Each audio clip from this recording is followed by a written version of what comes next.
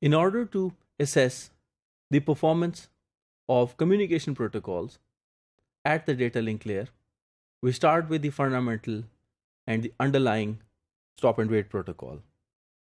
Stop and wait protocol is the classical protocol which involves sending a request and getting the response, and subsequently sending another request and getting another response.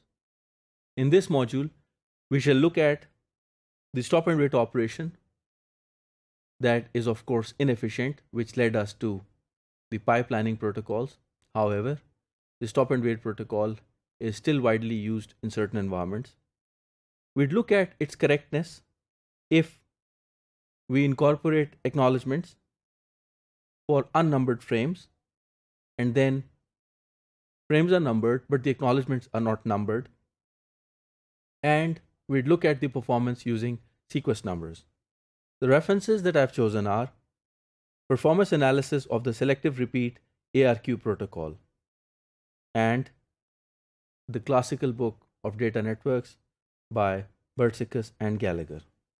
The stop and wait operation involves step-locked communication between client and server such that the client does not proceed any further after sending the request till it gets the response, and the server does not send subsequent data till it gets an acknowledgement.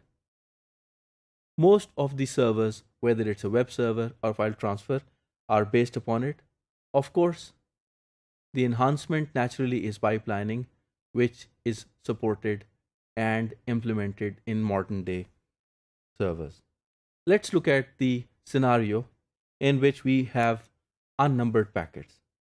Here you can see that node A is sending 2 packets to node B, but here the packets do not carry numbers. So even if the packet is delivered, the acknowledgement is sent back, but because of some kind of timeout, if the same packet is sent, the question arises, is it a packet which is fresh or is it the retransmission? So that is leading to the incorrect behavior of stop and wait. The next enhancement is that the packets are sent with sequence numbers, but the acknowledgements still do not carry numbers, sequence numbers. In this case, see what happens.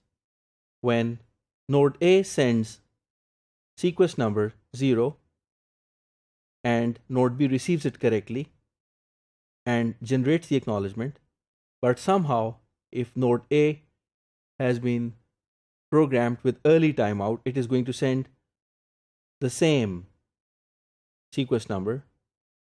The acknowledgement is going to result into some kind of confusion, because the receiver would imply, is the sequence number 0, this sequence number 0, a new packet or it's an old packet? Now the receiver knows it because the sequence number is provided with the data packets, but the sender would now get confused because the acknowledgement back from node B to node A is carrying the information that it's just an acknowledgement. But is it the acknowledgement for this one? Is not sure. So it is going to generate another acknowledgement. These two acknowledgements are only needed because when node B realizes that I have received sequence number 0 twice, so I need to acknowledge it twice so that the sender proceeds further. When sender sends sequence number 1 and let's say it is lost, the sender is satisfied because it has received 2 acknowledgements. So the problem gets worse, is not fully solved.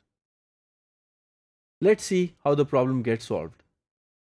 In stop and wait, the problem can be managed if we are using sequence numbers for the sender side, and the expected sequence number, called the next sequence number, is represented as Rn.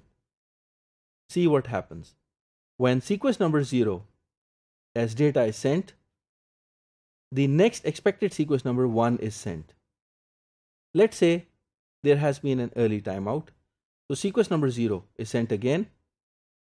But since this is sequence number 0, it is the receiver now sends sequence number 1, implying I'm expecting 1.